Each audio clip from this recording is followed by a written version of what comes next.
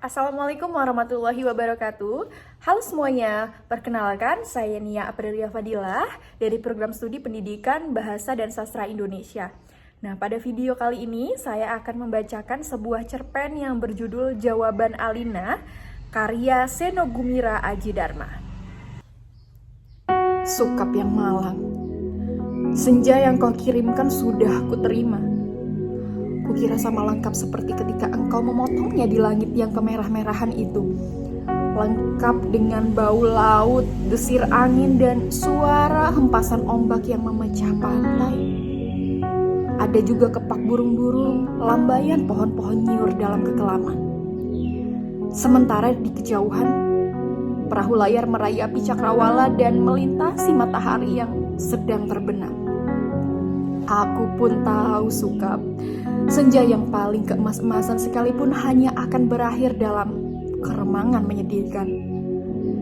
Ketika segala makhluk dan benda menjadi siluet lantas menyatu dalam kegelapan, kita sama-sama tahu keindahan senja itu pastinya untuk selesai dan menjadi malam dengan kejam. Manusia memburu senja kemana-mana, tapi dunia ini fana Sukap. Seperti senja, kehidupan mungkin saja memancar gilang gemilang, tetapi ia berubah dengan pasti. Waktu mengubah segalanya tanpa sisa, menjadi kehitaman yang membentang sepanjang pantai, hitam, sunyi, dan kelam. Rupa-rupanya dengan cara seperti itulah dunia mesti berakhir. Senja yang engkau kirimkan telah menimbulkan bencana tak terbayangkan. Apakah engkau tahu?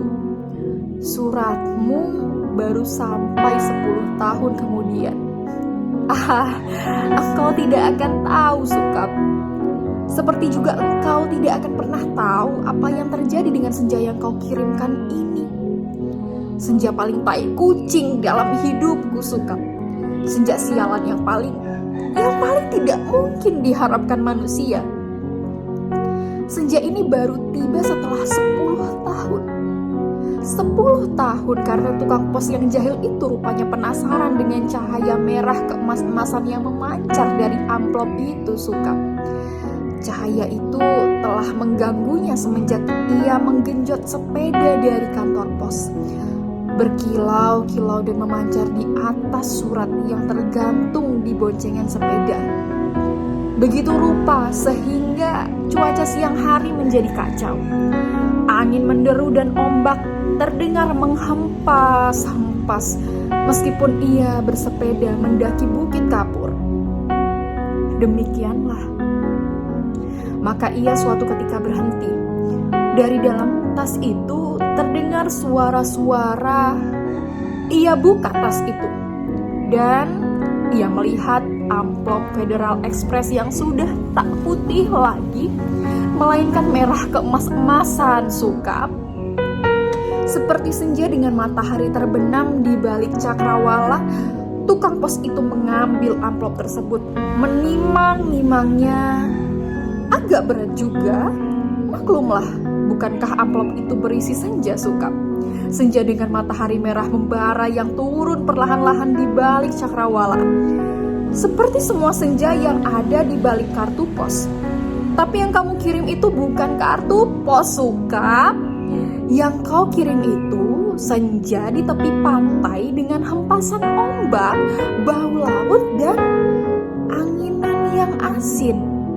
Kamu pikir berapa ton beratnya pasir di sepanjang pantai itu Sukap? Kira-kira sedikit dong. Masih lumayan tukang pos itu kuat menggenjot sepedanya mendaki Bukit Kapur. Buset, kalau anak-anak kecil tahu ada matahari terbenam di dalam amplop itu lantas bagaimana? Kau tahu lah Sukap, anak-anak di daerah Bukit Kapur begini tidak punya mainan yang aneh-aneh seperti di kota. Mereka hanya tahu kambing dan kerbau, ikan dan belut, sungai dan jagung. Nasi saja jarang mereka sentuh. Anak-anak yang tidak pernah tahu mainan robot berjalan dengan cahaya di dadanya berkedip-kedip pasti akan penasaran sekali dengan cahaya senja yang memancar berkilauan. Berkilauan merah dan keemas-emasan itu Sukap. Sukap. Mereka tidak pernah melihatnya, Sukap. Karena tukang pos itulah yang telah mendahului mereka. Ia menimang-nimang bungkusan berisi senja itu, mendengar-dengarkan dan akhirnya mengintip. Tentu saja di dalam amplop itu dilihatnya senja, Sukap. Senjalah terindah yang paling mungkin berlangsung di muka bumi. Ia mengintip dan terpesona. Ia buka amplop itu. Sebetulnya menurut kode etik profesi itu tidak boleh. Tapi manusia manapun bisa melakukan kesalahan, bukan? Ia buka terus amplop itu dan melihat senja dengan langit merah keemas-emasan di dalam sana. Dan melihat mega-mega berpancar seperti perahu di danau, menerbitkan perasaan yang nyaman dan tenang. Siapa yang tidak suka merasa nyaman dan tenang di dunia ini, Sukap? Di dunia yang miskin, masih bersimbah darah pula. Maka jangan salahkan tukang pos itu, Sukap. Jika ia kemudian menjadi begitu penasaran dan memasuki senja yang terbentang, tidak ada yang tahu apa nasib waktu. Ketika anak-anak akhirnya berkerumun di sekitar sepeda yang tergeletak itu, mereka hanya melihat cahaya senja yang kemerah-merahan yang semburat membakar langit. Amplop itu tidak hanya bocor sedikit, tapi akhirnya sudah begitu rupa semua gara-gara kamu, Sukap. Sukap yang malang, bodoh dan tidak pakai otak. 10 tahun lamanya tukang pos itu mengembara di dalam amplop. Kita tidak pernah tahu apa yang dilakukannya di sana. Apakah dia kawin, beranak pinak dan berbahagia, atau selama itu dia hanya duduk saja memandang matahari terbenam dengan perasaan kehilangan, sementara langit yang tadinya merah keemas-emasan perlahan-lahan menggelap kebiru-biruan. Aku juga tidak tahu bagaimana caranya menikmati senja di dalam amplop, Sukap.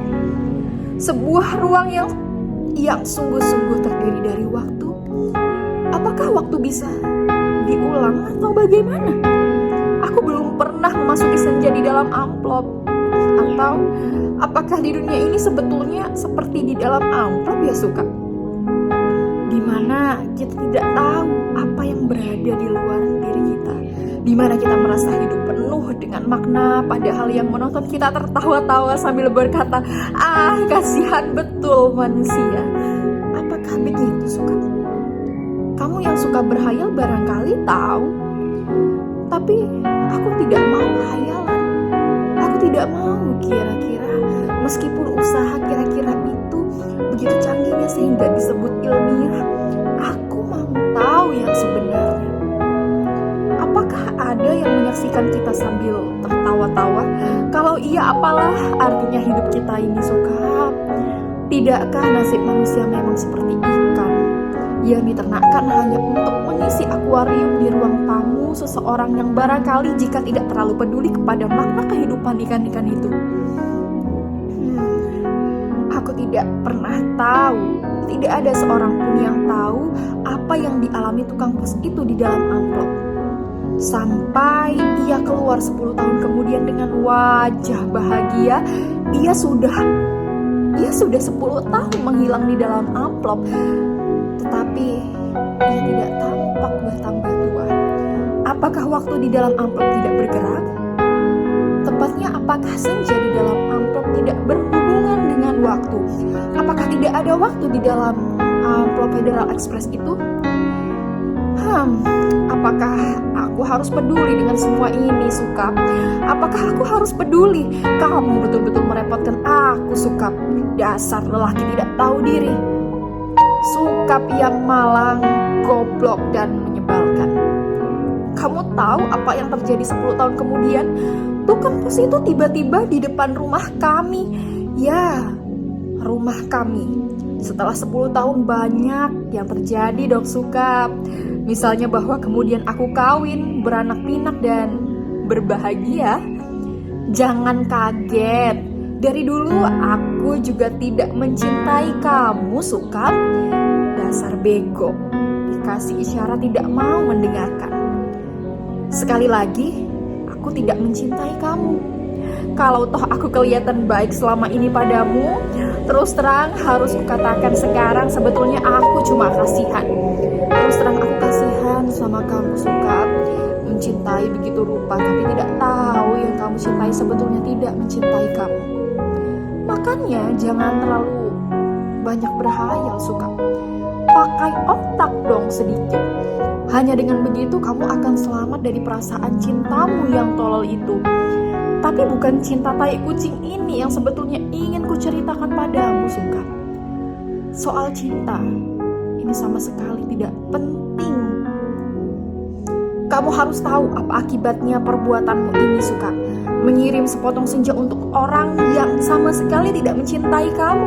Tahu apa akibatnya?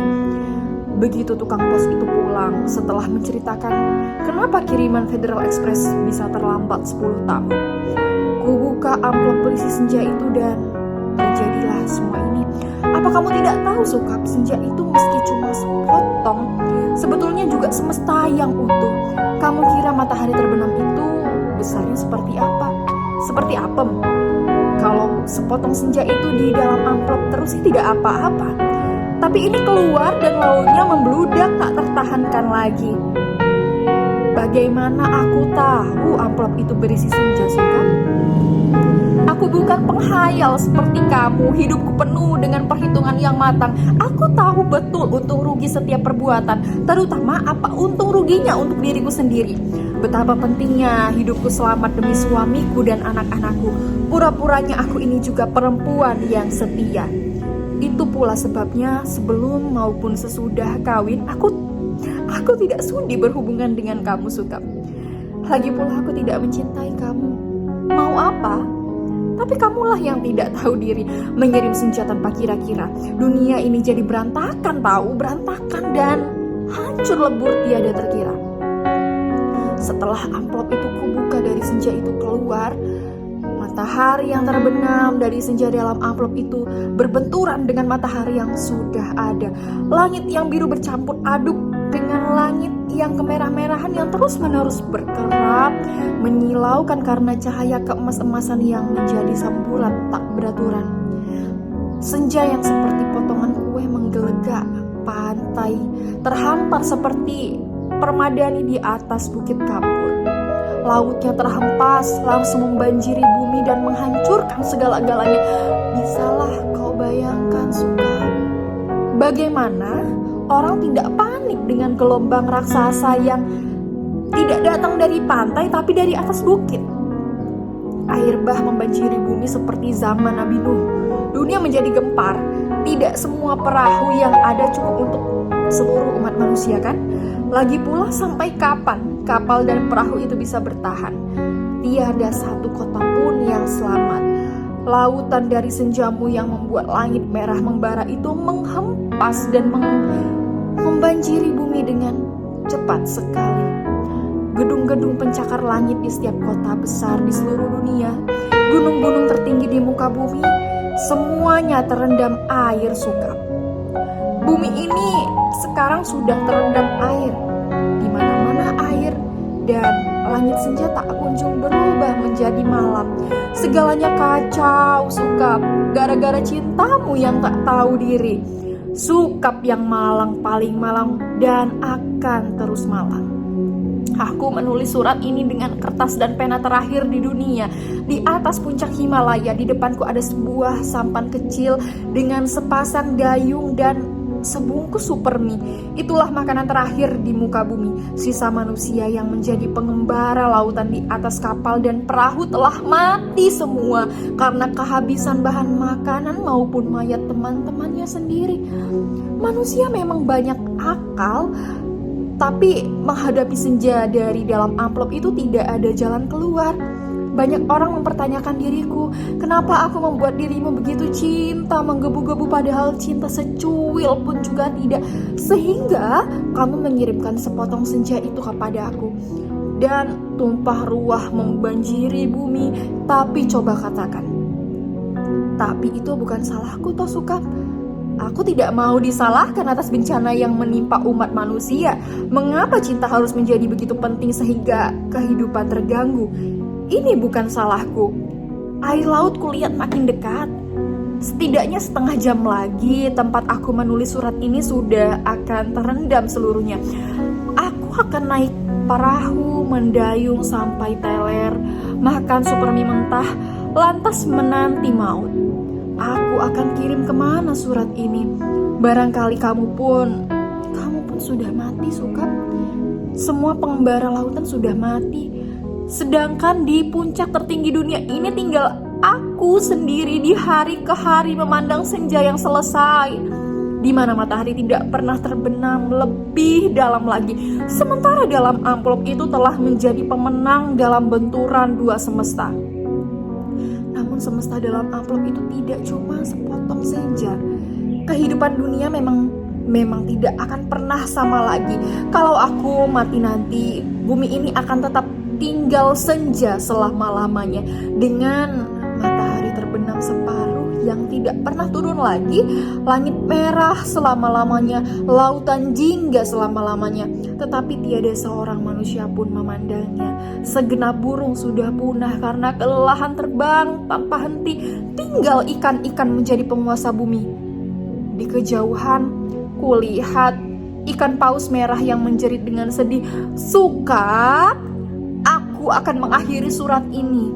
Akan kulipat menjadi perahu kertas dan kulayarkan ke laut lepas. Bukan tidak mungkin surat ini akan terbaca juga.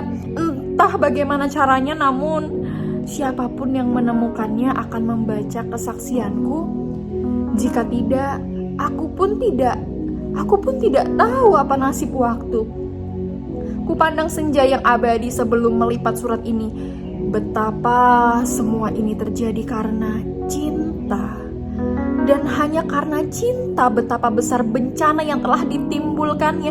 Ketika kata-kata tak cukup menampungnya, kutatap senja itu masih selalu begitu, seperti menjanjikan suatu perpisahan yang sendu. Selamat berpisah semuanya.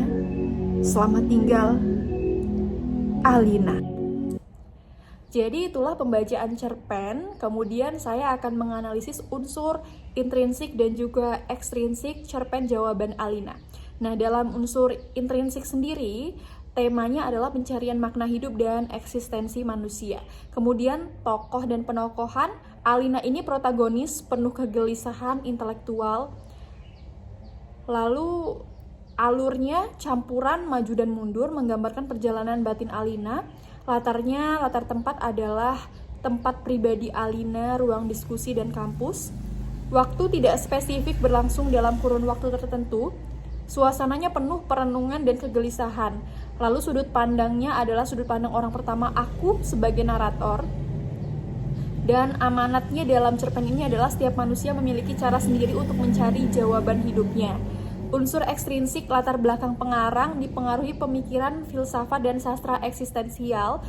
Yang kedua, konteks sosial, menggambarkan keresahan kaum intelektual muda dalam mencari jati diri. Nilai filosofisnya tentang eksistensi dan makna hidup. Kemudian, nilai sosialnya adalah fenomena pemuda yang mempertanyakan nilai-nilai kehidupan. Nah, singkatnya, jawaban Alina adalah cerpen yang menggambarkan kegelisahan intelektual seorang pemuda dalam mencari makna hidup melalui tokoh Alina dan refleksi sang narator.